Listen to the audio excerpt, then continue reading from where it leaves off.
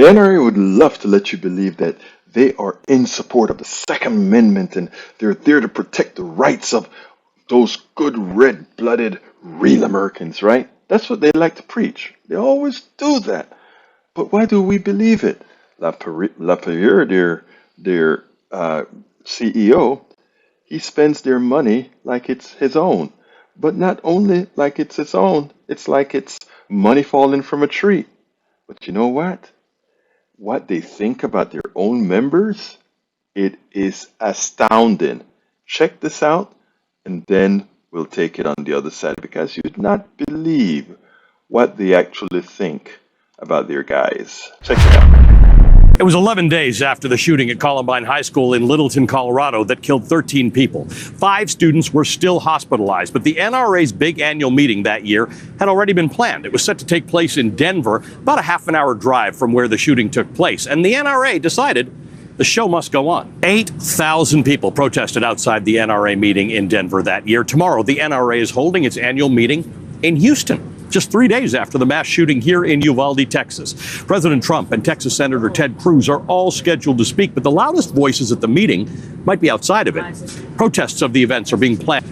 Now, it's shocking to learn that the NRA has had 2 annual meetings this close in both time and proximity to major mass shootings, but it makes sense. Their meeting is annual. The shootings are far too common. But that isn't why I wanted to direct your attention back to that NRA convention in Denver in 1999. It's worth focusing on that convention because of some incredible audio that NPR unearthed last year, giving us a window into what the NRA, which is ostensibly a member-led and democratic organization, thinks about its own members. This audio is of the leaders of the NRA debating whether to still have their annual convention after the Columbine shooting. They ultimately decided they would scale it down, remove the exhibit halls that could lead to pictures being taken of kids holding guns and other bad optics, and just have the speeches and the members meeting. This is one of the key lobbyists for the NRA at the time, talking about why scaling back might be a problem for them. If you pull down the exhibit hall, that's not going to leave anything for the media except the members meeting, and you're going to have the wackos with all kinds of crazy resolutions, with all kinds of dressing like a bunch of hillbillies and idiots, and it's gonna be the worst thing you can imagine. That's right. The worst thing this lobbyist from the NRA can imagine is what he called the NRA's own hillbilly idiot members. The NRA hasn't had an annual meeting for the past 2 years because of COVID, but its last meeting was in 2019. It was consumed by infighting. The president of the organization was forced out by its board. Its longtime CEO, Wayne LaPierre, was nearly ousted by a vote of no confidence. The source of the drama? Well, if you were an NRA member in that year preceding the convention, you might have noticed that their fundraising efforts were becoming more and more desperate. This is an email to members from CEO Wayne LaPierre. Quote, "The Second Amendment cannot survive without the NRA, and the NRA cannot survive without your help right now." But at the same time, the NRA had reduced spending on its avowed core mission, gun education, safety, and training, to less than 10% of its total budget, and public reporting was showing all sorts of fun ways that money was being spent instead. $39,000 for 1 day of shopping in Beverly Hills for the CEO, Wayne LaPierre. $200,000 for air transportation for a 2-week trip to the Bahamas over Christmas for the CEO, Wayne LaPierre. And this one never ended up materializing, but the Wall Street Journal got its hands on documents confirming that the NRA was going to buy a $6 million mansion for Wayne LaPierre. And that's just Wayne LaPierre. It turns out lots of board members were being heavily assisted by their member donation piggy bank.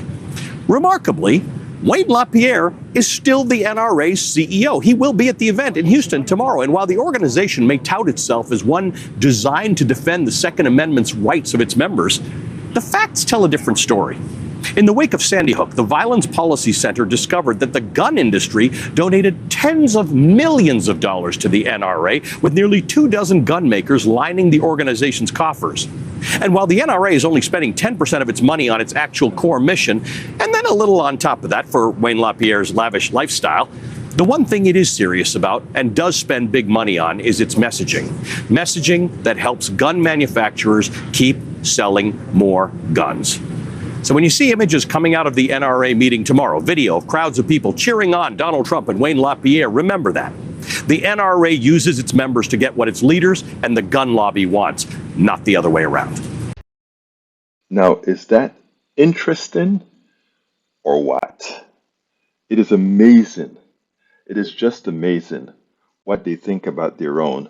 And to think that these people continue to send them money, send them cash.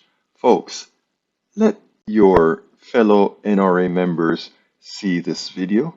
Let them see how their group actually thinks about them. It's never about the Second Amendment. As they get harmed, as they populate and fill the coffers of the gun companies are just giving their money to the NRA to keep misleading you, misinforming you, so you'll continue to buy their crap. And in the process, a lot of Americans get killed. We spend a lot of time deconstructing the news, trying to parse it into a form that everybody can understand. We try to find those little nitpicks where it flies above the fray, etc.